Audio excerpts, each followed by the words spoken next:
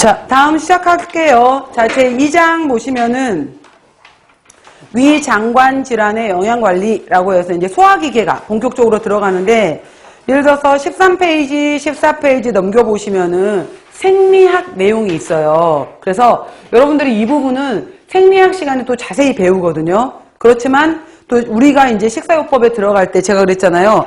그러니까 이 사람이 아프대. 그래서 아프다고 했었을 때 어떠한 증상을 나타내는지를 보는 거야, 증상. 예를 들어서 계속해서 구토 증세가 나타났대. 계속해서 설사를 한대. 계속해서 새벽 시간에 뭐 속쓰림 현상이 나타난대. 여러 가지 불편한 상황이 나타나는 증상이 있었어. 그럼 그 사람은 왜 이런 일이 벌어졌을까? 라고 하는 거죠. 그래서 왜? 라는 것을 알아야 될 때 여기에서 이제 생리학적인 내용을 알아야지 설명을 할 수가 있을 거 아니야. 위산이 역류가 돼서 그렇대. 구강에서 저적작용을 못해서 그렇대. 입에서 삼키지를 못했대. 여러 가지 왜? 그래서 이걸 생리학적인 걸 알아야 되는 거고, 그래서 그럼 이 사람을 어떻게 치료할 거야? 라고 했었을 때 치료 방법 중에 식사로 치료하는 방법이라고 해서 식사요법. 그래서 과거에 딱 따로 떼서 생리학 문제 이렇게 내버렸던 것을 우리가 1교시 두 번째 시험 문제 때 영양교육에, 영양판정에, 식사요법에 생리학이 같이 들어가 버린 이유가 이것 때문이에요. 문제를 줄이면서 과거에는 생리학 문제 20문제, 식사요법 문제 50문제, 문제가 단독으로 따로따로 있었거든. 그걸 합해버린 거지 그냥.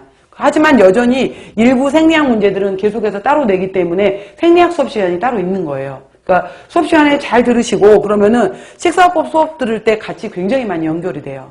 또 생화학 공부를 열심히 해놓으면은 그게 영양학 시간에 다 연결이 돼요. 전부 다. 그렇기 때문에 생리학 생화학도 굉장히 중요한 거고, 자, 여기에서 나오는 것처럼 이제 첫 번째 생리학, 13, 14는 생리학적인 내용이에요. 그러니까 깊게 저는 안 들어가고 나머지 깊은 내용은 생리학 시간에 따로 할 거예요, 여러분들이. 자, 보시면 소화기계는 우리가 시스템, 개를 말할 때는 소화기계는 입에서부터 인두, 그 다음에 식도, 위, 소장. 자, 소장은 세 부위로 나눠져. 십이지장, 공장, 회장. 그 다음에 대장. 대장은 냉장, 상행결장, 횡행결장, 하행결장, S상결장, 직장까지를 대장이라고 해요. 마지막 항문을 통해서 연결되어 있는 것을 우리가 소화기계라고 한다라고 하는 거고요. 소화관도 있고 소화액을 생성 분비해서 바로 소화작용을 도와주는 타액선, 침샘을 말하는 거예요. 침샘도 있고요. 그 다음에 췌장, 간, 담낭 등의 부속 소화기관으로 구성되어 있다라고 해서, 자, 소화기관의 주요 기능은 1. 당연히 소화 기능을 하는 거고요. 2. 소화액의 분비 기능을 하는 거고요. 3. 소화관의 운동을 하는 거고요. 4. 영양소의 흡수 등의 4가지 작용을 포함한다라고 했어요. 자, 먼저 뒷페이지 먼저 볼게요. 뒷페이지 먼저 보면 14쪽을 먼저 보면은 소화관에서의 소화작용이라고 나와 있잖아요. 그거 보시면은 입에서 아까 타액선이라고 했는데, 침샘이, 우리 몸에 침샘이 세 쌍이 있어요. 세 쌍. 세 쌍에 해당이 되는 입안에 침샘이 세 쌍이 있는데, 여러분 만져봐봐.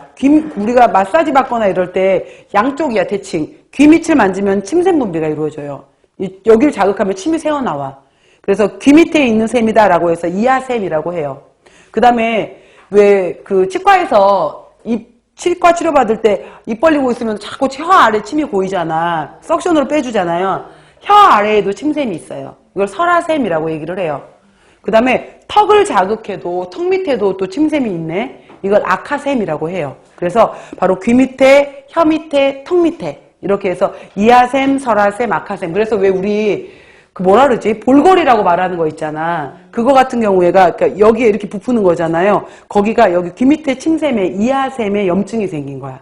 그래서 여기 이렇게 부풀어지는 것을 이제 볼거리 종류 중에 하나로 들어가게 되는 건데, 그래서 세 쌍의 침샘을 가지고 있게 되는 거고, 여기에서 침 같은 경우에 하루에 1일 대략 1리터 정도에 해당이 되는 데이, 하루 기준으로 해서 1리터 정도의 침이 분비가 돼요. 그래서 침이 충분히 분비가 돼야지 입냄새도 안 나. 그 다음에 소화도 잘 돼. 그래서 입이 말라버리는 것을 우리가 구강건조증이라고 해요. 그리고 심한 사람들은 입이 마르는 것뿐만 아니라 눈물도 말라, 구강도 말라. 그래갖고 이런 사람들 같은 경우에는 이제 뭐 여기까지는 안 나올 텐데 우리가 쇼그렌 증후군이라는 것이 있는데